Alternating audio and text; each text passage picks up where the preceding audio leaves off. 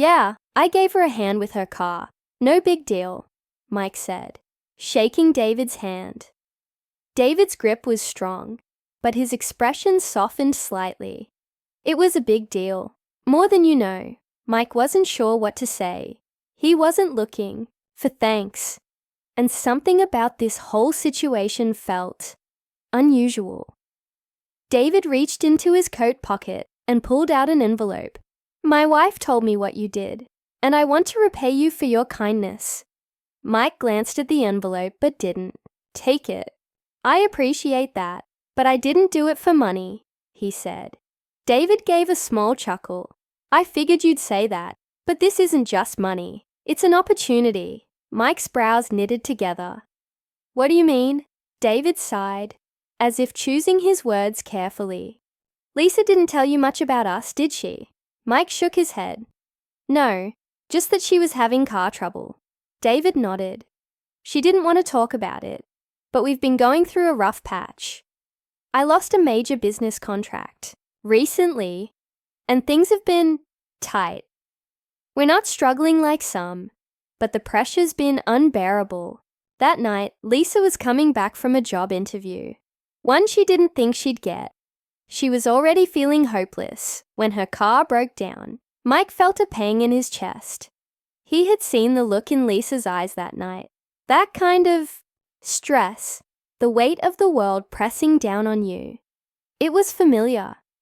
David continued, his voice steady. When she came home, she was in tears. Not because of the car, but because of you. Because someone cared enough to help when they didn't have to. It changed something in her. In us. Mike shifted uncomfortably. He wasn't used to being the reason for someone else's emotions. Good or bad. Look, David said, pushing the envelope toward him. I own a chain of auto repair shops in the city. Good ones. High-end. We need more people like you. Honest, hard-working, with real skills. That's a check inside. Enough to cover any debts you have and get you started. But more importantly, it's an offer, a position, better pay, better hours, a fresh start. Mike stared at him, speechless. His shop barely made enough to keep the lights on. He had been struggling for years, taking whatever work came his way, fixing cars in between overdue bills and late rent payments. And now, out of nowhere, an opportunity like this was being handed to him. For the first time in a long time, he felt something unexpected, hope. But even as excitement stirred in his chest, something held him back. This shop, his tiny rundown repair shop, wasn't just a business. It was his. He had built it with his own hands, even if it was falling apart. Walking away wasn't an easy decision. Mike took a deep breath. I don't know what to say. Say yes, David said simply. Think about your future. You helped my family when you didn't have to. Let me do the same for you. Mike looked down at the envelope in his hands. He hadn't expected anything in return for helping Lisa. And yet, here he was, standing at a crossroads he never saw coming. For years, he had been surviving. But was it finally time to start living? Mike had always believed in doing the right thing, even when life hadn't been particularly kind to him. Running a small auto repair shop in town wasn't exactly a dream come true. But it was honest work, the long hours, the never-ending struggle to keep the business afloat. It was all part of the life he had accepted. He didn't have much, but he had his tools, his skills, and a simple principle. If you could help someone, you should. He never expected anything in return. So, when he fixed Lisa's car for free that night, he hadn't thought much about it afterward. He saw a woman in distress, someone who needed a break, and he had given her one. That was it. No second thoughts, no regrets. Just another day in his life. But what he didn't know was that a single act of kindness was about to turn his world upside down. A few days later, Things were business as usual at the shop. Mike was elbow deep in an engine, trying to coax life back into a car that had seen better days. The bell above the shop door jingled, signaling a customer, but he was too busy to look up. "Be right with you," he called over his shoulder, tightening a bolt. "No rush," a deep voice responded. There was something about the tone that made Mike pause. He turned to see a well-dressed man standing near the counter, his sharp suit and polished shoes looking out of place against the grease-stained walls of the garage. Mike wiped his hands on a rag and walked over, feeling slightly self-conscious in his oil-covered clothes. "Can I help you?" Mike asked. The man studied him for a moment before extending his hand. "David Reynolds."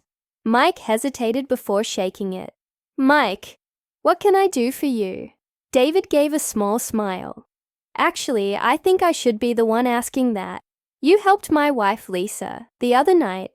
A cold wind swept through the quiet gas station parking lot as Lisa sat in her old, worn-down sedan, gripping the steering wheel tightly.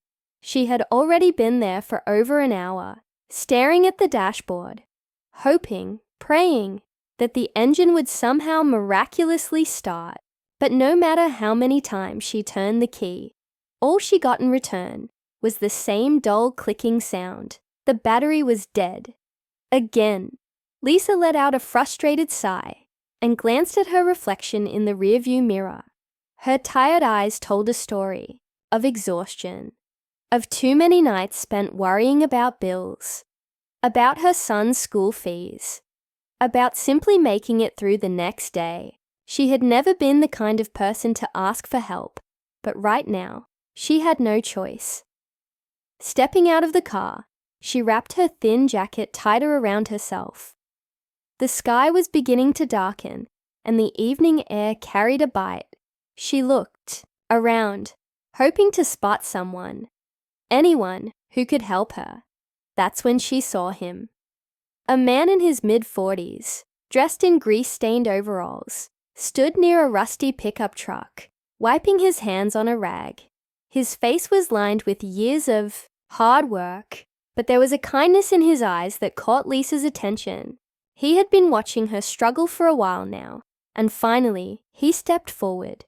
"Car trouble?" he asked, his voice steady but not unkind. Lisa hesitated before nodding. "Yeah, it won't start." The man, who introduced himself as Mike, gave her a small smile. "Pop the hood. Let's take a look." Lisa felt a flicker of relief as she hurried to open the hood, stepping aside as Mike peered inside. He checked the battery first, then the alternator, his experienced hands moving quickly. After a few minutes, he stepped back and sighed. "Looks like you need a new battery," he said. "And maybe a few other fixes too." Lisa swallowed hard. She already knew that. She had known for weeks, but had been putting it off because she simply couldn't afford it. "How much do you think it'll cost?" she asked hesitantly. Mike scratched the back of his head.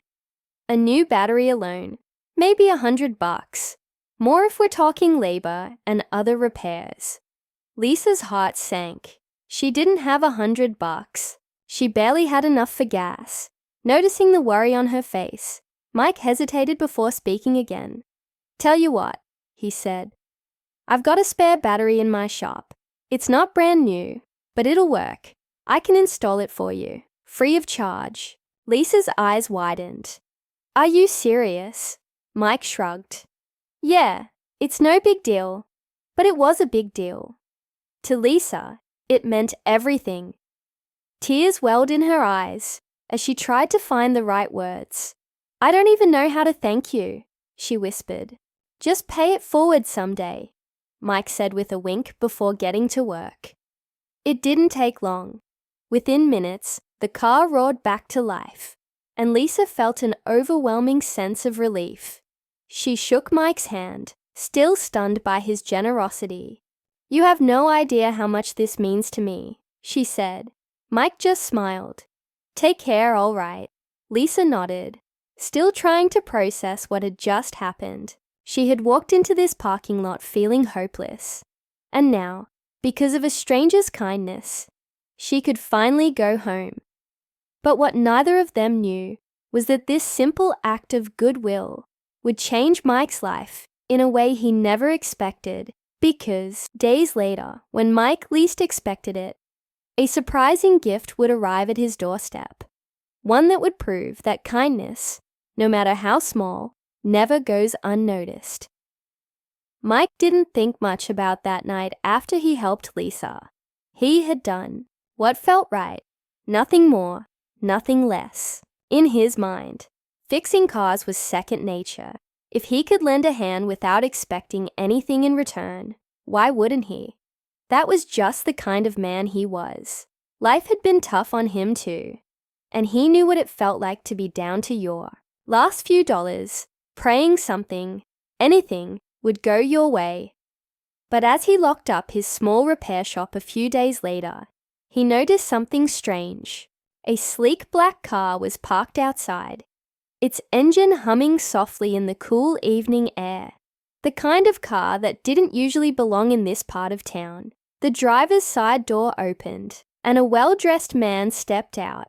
His suit was crisp, his shoes polished, and everything about him screamed money. Mike wiped his hands on his jeans, suddenly feeling a little out of place in his oil-stained clothes. "You, Mike?" the man asked, his voice calm but firm. "Yeah," Mike answered warily. "Something wrong?" The man studied him for a moment, then extended his hand. "My name's David Reynolds. I believe you helped my wife the other night." Mike frowned, trying to remember. Then it hit him. Lisa. Recognition flickered in Mike's eyes. "Oh, right. Yeah.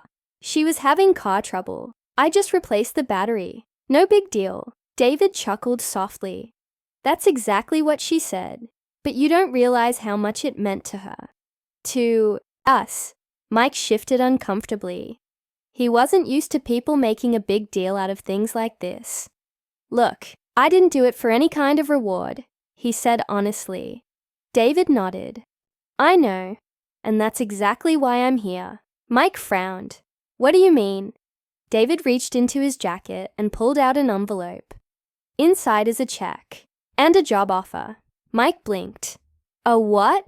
David exhaled, choosing his words carefully. "I own a chain of auto repair shops across the city. High-end ones. We pride ourselves on quality work, but what we're really missing is integrity. People like you." Mike stared at the envelope, not making a move to take it. David continued. Lisa was on her way back from a job interview that night. She was already at her breaking point. When her car broke down, it was just another thing going wrong. She called me, crying, not because of the car, but because of you. Because for the first time in a long time, someone showed her kindness without expecting anything in return.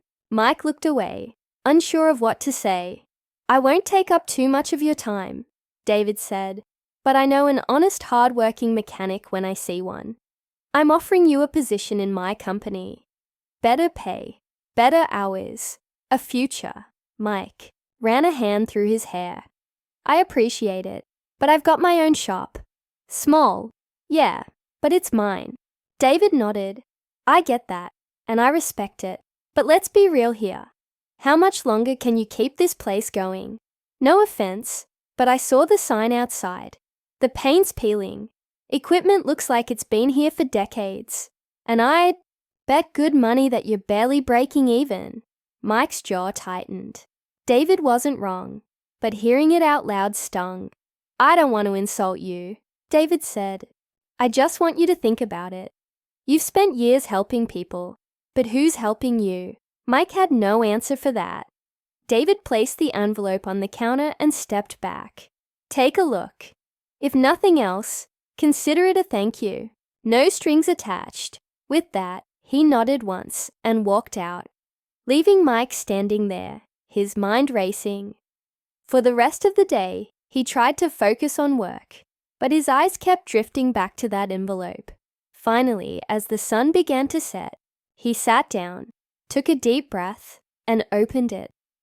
Inside was a check, a number so large it made his head spin. It wasn't just a bonus. It was enough to wipe out his debts, enough to start fresh. And beneath the check was a business card with a simple note. "Call me when you're ready." Mike exhaled slowly, feeling the weight of the moment. For the first time in years, he had a real choice to make, a chance at something more. But walking away from the life he had built, even if it wasn't perfect, wasn't going to be easy.